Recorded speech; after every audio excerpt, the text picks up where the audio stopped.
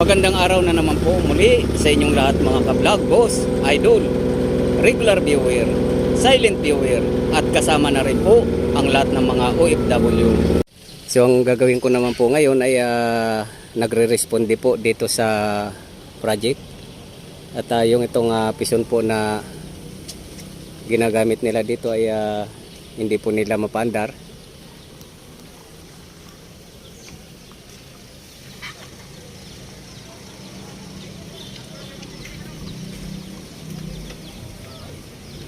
Ito po yung pison na may problema. So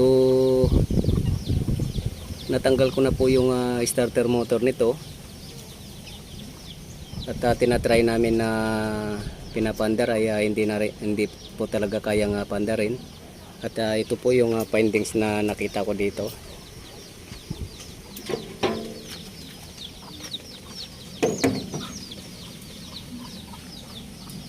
So ito po yung Bendix drive ay napudpod yung mga ano niya, ngipin niya.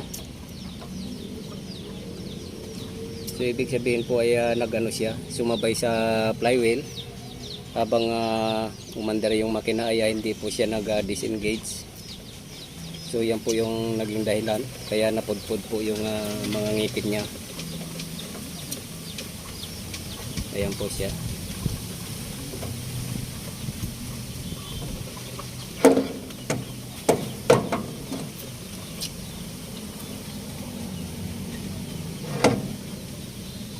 So malamang po ay itong mga internal parts din nito ay nasira na rin.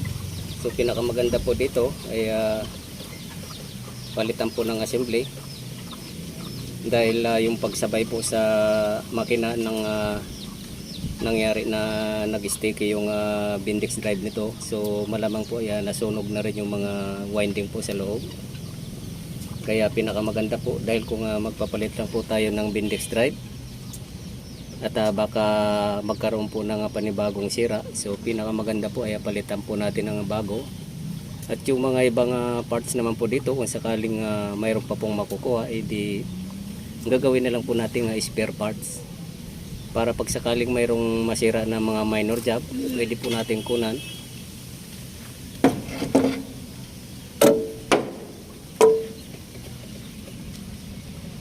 So ayan po.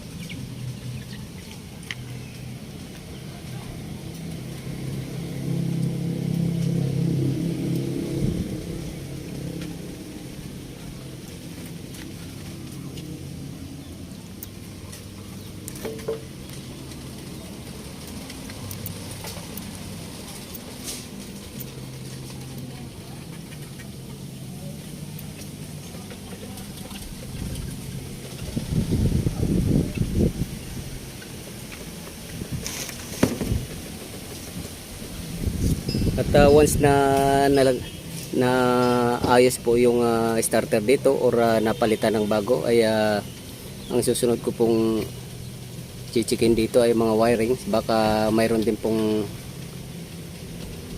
sticky dito sa ignition switch. Kaya dapat alamin din po once na bago na yung starter motor. Kasi kahit na bago po yung starter motor natin ay once na yung ignition switch ay mayroon pong sticky or naninikit po, hindi po siya bumabalik sa once na units on natin. So pwedeng masira po kahit na bago po yung starter motor natin, sisirain niya ulit. Kaya kailangan ko pong ma-check yung mga wirings din ito.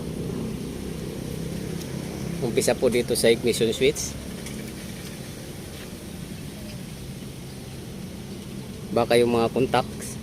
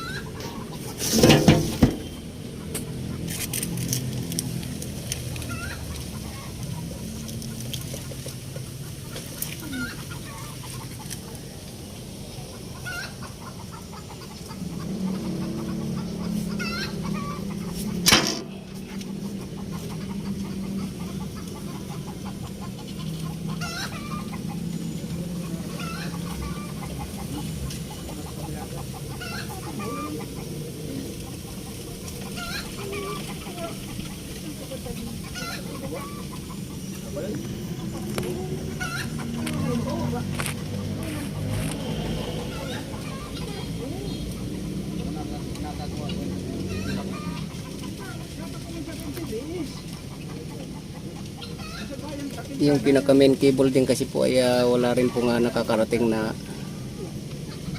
power supply dito papunta sa starter motor, kaya chinecheck ko po kung bakit walang nakakarating. Liban po sa starter motor yung sira,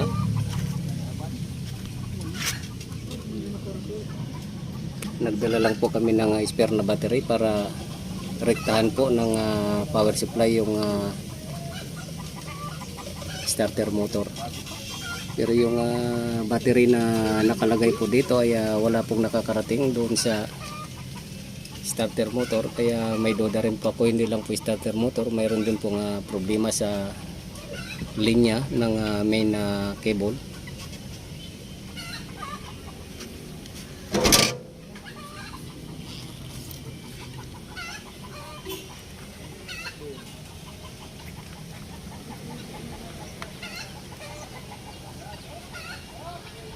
So hanggang dito na lang po muna ang video kong ito. Please like, subscribe na lang po and hit notification bell para sa susunod na mga video.